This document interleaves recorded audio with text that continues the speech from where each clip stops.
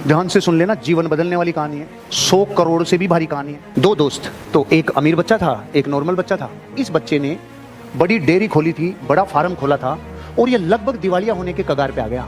और इसका जो दोस्त था वो बड़े घर का बेटा था, मतलब एक तरीके से राजा का बेटा समझो।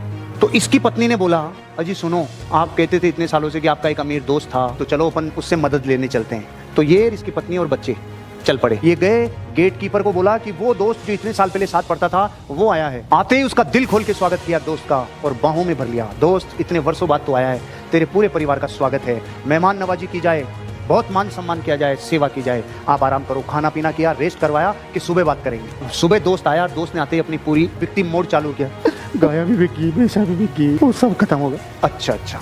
अब उसने मंत्री को आदेश दिया, मंत्री जी इनको एक बकरी दे दो। उस पति ने बोला, रे सुन राजा से यार, जो देव जो लेयर निकल गया यार। बकरी लिए और निकल लिए। 2-5 दिन 10 दिन दूध पिलाया, बच्चे पल गए। 5-10 दिन 20 दिन 15 दिन हो गए और बकरी, तो जैसे बकरी मरी तो एक दिन तो पति पत्नी एक दूसरे की तरफ नहीं देखे, साला इतना बड़ा राजा मेरे को बकरी देके भेजा था, दिमाग खराब है यार तू। लेकिन 3-4 दिन बाद झाग आ गए वापस कि चलो चलते हैं, अब की बार देखते हैं, अब की बार थोड़ा सही देना चाहिए। वो गया, वैसे ही स्वागत हुआ, रात को विश्राम हुआ और सुबह 10:15 बजे वापस बकरी भी मर गई। राजा ने बोला, चिंता मत करो, बिल्कुल भी कोई चिंता करने की जरूरत नहीं है, मंत्री जी बकरी दे दो। अब राजा का आदेश कोई टाल सकता है क्या? शांति से बकरी लेके 5 दिन दूध पिए, 10 दिन दूध पिए, 15 दिन दूध पिए बकरी। अब की बार अगर बोली, ए सुनो जी, ए चलो पधारो, रुको, विश्राम करो, खाना खाओ, पियो, मस्त रहो, शानदार जिंदगी जियो, सुबह 10:15 बजे हमारी सब बकरी मर गई। परमात्मा जो भी करता है अच्छे के लिए करता है, चिंता करने की कोई भी जरूरत नहीं है, टेंशन मत ले, मैं तेरे साथ खड़ा हूँ, मंत्री जी बकरी दे दो। पत्नी ने माथा पकड़ लिया, तो होते ना गुस्से में, बकरी ले गए। 1 दिन 2 दिन 5 दिन 10 दिन बकरी ब्याई।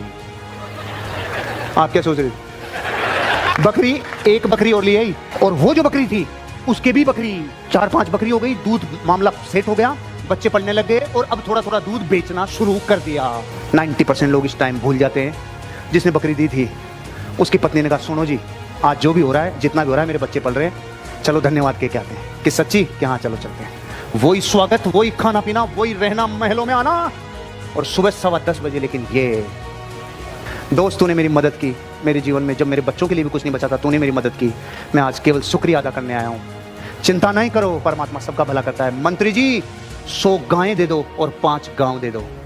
पत्नी ने कहा, रम मांगने आए थे तब दिया नहीं था, अब ये 5 गांव और 100 गायें दे रहा है। बस दोस्त, तुझे यही समझाना चाहता हूँ, मैं दे तो तुझे पूरा राज्य सकता था उस दिन, जिस दिन तेरे बच्चे भी नहीं पढ़ रहे थे, पूरा राज्य भी दे देता ना, तेरा पूरा राज्य कोयला हो जाता मेरे लाला।